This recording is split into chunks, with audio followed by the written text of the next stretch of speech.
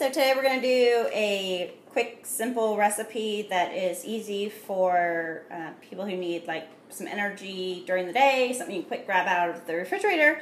So we're going to use a little bit of ground wheat germ, some toasted coconut flakes, some Rice Krispies, some semi-sweet chocolate chips, and some slivered almonds.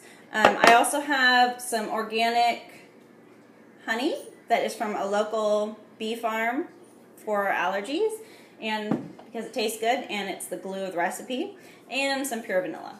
So what I'm going to do is I've already put a little bit of the honey in the bowl. I'm going to go ahead and add a little bit more.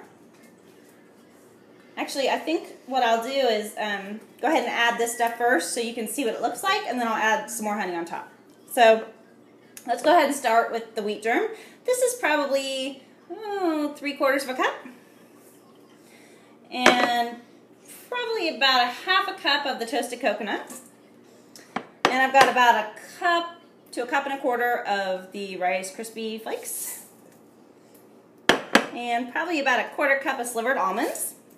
And about a ½ to 3/4 cup of the chocolate chips.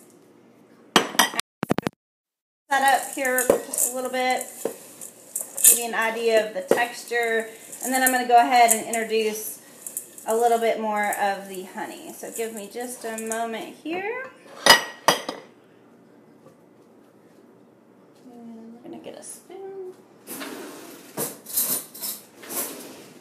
All right, and we're going to add some more of this awesome local organic honey.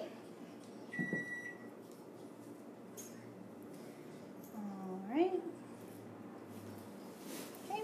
I'm going to mix that in here. Now, a lot of people use peanut butter, almond butter, Justin butter. There's so many different other adhesives you can use, if you will. Honey is usually incorporated, but there's usually something else added, whatever you choose.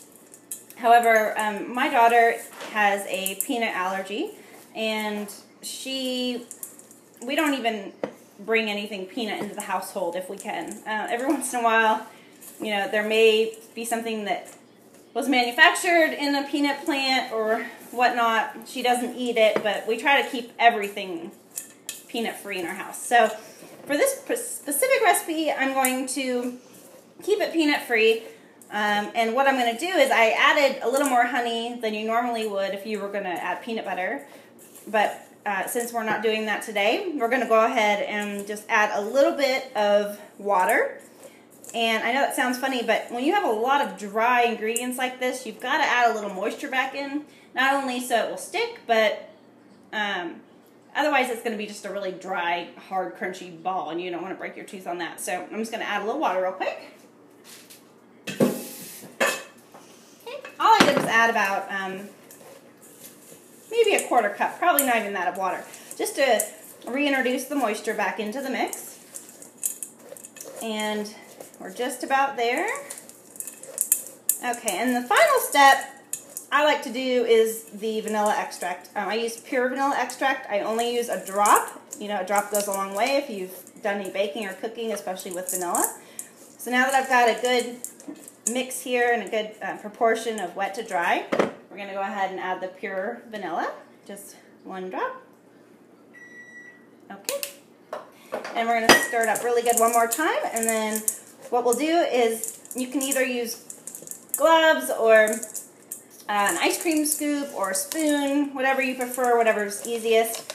I'm probably just going to use a wooden spoon and create my own little shapes, but I want to make sure I've mixed up this vanilla really good up in here, because that 1 drop is super concentrated, and you want to make sure every part of your Energy Bites gets that good flavor. Alright, so I think we've just about got it all stirred up.